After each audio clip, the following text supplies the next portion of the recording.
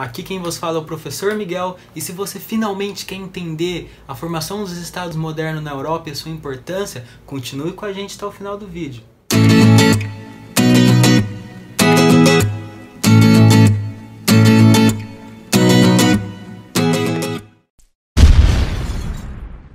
Que loucura foi essa data para a história?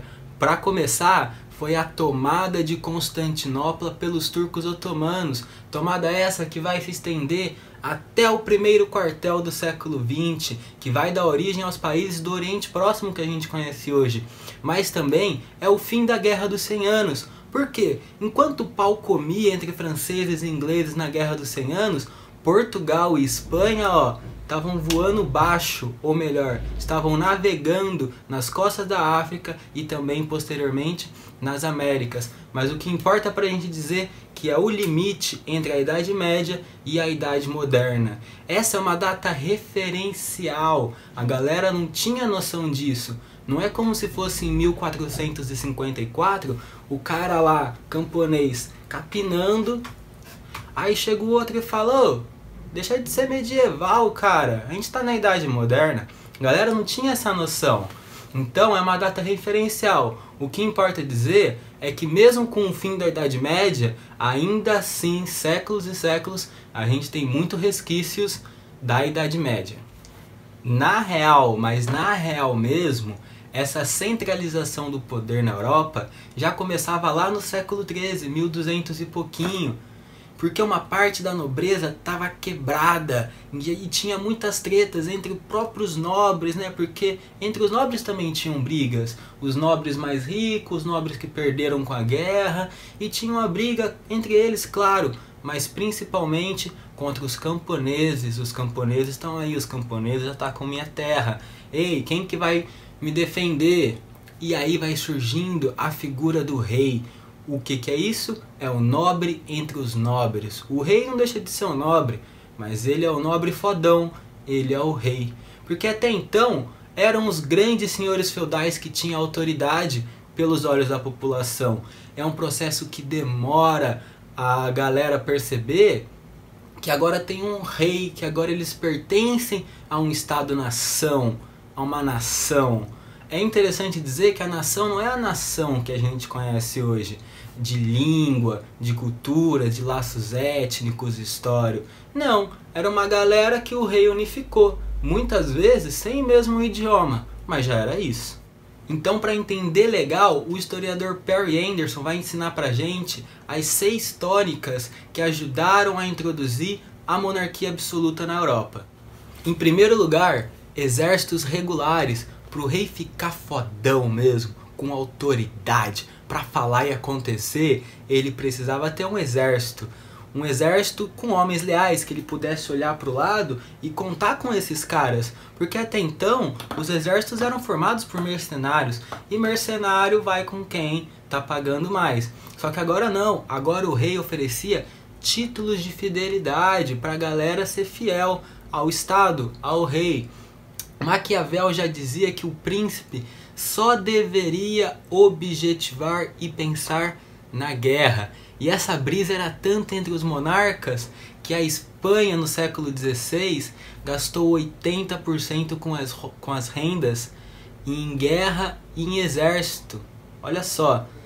E só que é o seguinte, para ter um exército legal, para bater de frente, tinha que pagar os caras. E da onde que o rei vai tirar esse dinheiro? Ele era nobre, mas nem tanto. Então, precisou aumentar os impostos. Quem que vai cobrar os impostos? Vamos contratar um burocrata para pegar o dinheiro dessa galera aí. Em segundo lugar, uma burocracia permanente. O que é isso? É um elemento de poder. É mais um. Então são os caras que deixam tudo mais difícil ainda para complicar. E claramente na mão das elites. Quem quer elites? Os nobres. O poder sempre foi dos nobres, só que agora estava sendo institucionalizado. Nessa época teve muita compra e venda de cargos. E nessa brisa aí, os burgueses estavam comprando cargos. Isso uma hora vai explodir, hein? Em terceiro lugar, a codificação do direito. O que quer dizer isso? Agora é uma lei formalizada, uma jurisprudência romana. Não mais uma lei consuetudinária, ou seja, aquela lei dos costumes. Agora as coisas eram escritos, não era mais o falado. Vamos falar aqui e fica por isso. Não, agora estava escrito. Aí o cara matava alguém, vingou, e chegou alguém e falou assim, não pode matar. O outro, como assim não pode matar? Cleitinho matou meu primo. Não. Tá na lei, não pode mais. É nessa época que começa a reflorescer o direito romano, embora na Inglaterra não se naturalizou muito bem, mas volta a reflorescer principalmente a propriedade privada. Nessa época existia um ideal absolutista, era a máxima de Ulpiano. Ulpiano foi um jurista muito famoso romano, que ele dizia o seguinte: a vontade do príncipe tem força de lei. Só que essa brisa vai no sentido do contrato social de Leviatã, que o homem precisa de um rei para governar, senão vai virar bagunça. Olha só essa palavra, desgovernado. Quando alguém fala que você está desgovernado, é que você perdeu o controle, porque não tem um governo, sabe? Então as palavras também fazem sentido nessa brincadeira. Vale lembrar também que o papado já tinha sua emancipação. Era o primeiro sistema político da Europa feudal e já utilizava essa jurisprudência romana em larga escala já no século XII. Em quarto lugar, o mercado unificado. Como assim unificado? Unificado por quem? Unificado pelo rei, pelos interesses do comércio da burguesia. O rei gosta, é mais imposto. Não que o rei gosta dos burgueses, essa galera, essa gentalha aí. O rei é nobre, o rei só cola com o nobre. Mas essa galera aí que se diz burguês, tá dando um dinheirinho, tá fazendo uma feira, vamos cobrar imposto dele, é legal. É interessante para o comércio e para a produção dos burgos um estado nacional onde eu não preciso pagar taxa para ir daqui e ali, para atravessar um senhorio. Imagina você ir para algum lugar assim, chegar lá, é outra moeda, é outro tudo, você fica perdido, o nego te cobra mais taxa dali, taxa daqui, não fica interessante para a gente comercializar. Agora não, vamos unificar esse mercado. Mas para isso uma série de medidas tinha que ter feito. Tinha que começar a ter os mesmos pesos, as mesmas medidas em todo o território. Porque uma hora é polegada de um rei, outra hora é de outro. É uma bagunça total. Vamos unificar isso daí de uma vez só, uma mesma moeda. Começa então a modernizar essa ponte para o capitalismo, essas maneiras de lidar com o dinheiro. Aconteceu uma revolução tecnológica gigante, que é o processo Sager, que separa a prata do cobre, que fica muito mais fácil de fazer moeda. Tanto é que a produção de moeda quintuplicou entre os anos de 1460 até 1530. E é nessa época mesmo que a galera começava a criar umas espécies de bancos, uns bancos primitivos, para trocar essas moedas em feira. Porque a feira acontecia em Champagne, na França, e vinha a galera da atual Itália, Espanha. Então tinha um pessoal lá que tinha moeda de tudo que era lugar, fazia conversão, e assim vão nascendo os bancos. Muito importante na mão dos italianos e dos holandeses. Em quinto lugar, uma língua unificada. Nem preciso dizer a função da língua, né? A representação, a importância que ela é, mas é mais uma forma do Estado se fazer presente em todo o território. Aliás, nessa época teve o advento da imprensa, o livro, que aumentou a publicação das grandes obras literárias e tinha que ser na língua unificada, né? Principalmente a Bíblia.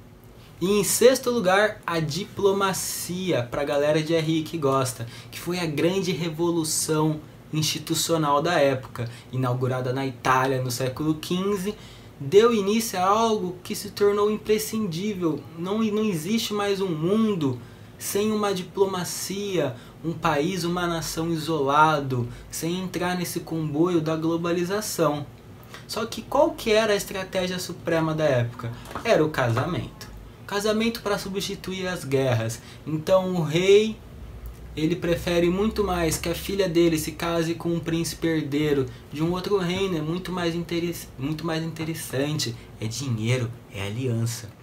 E o Brasil não foge muito disso. Aqui mesmo, Dom Pedro I, da Casa de Bragança, casou com a Maria Leopoldina, da Áustria, da Casa de Habsburgo e Lorena, formando essa aliança também. É claro que Dom Pedro foi um babaca com ela, né? Mas isso é outra história.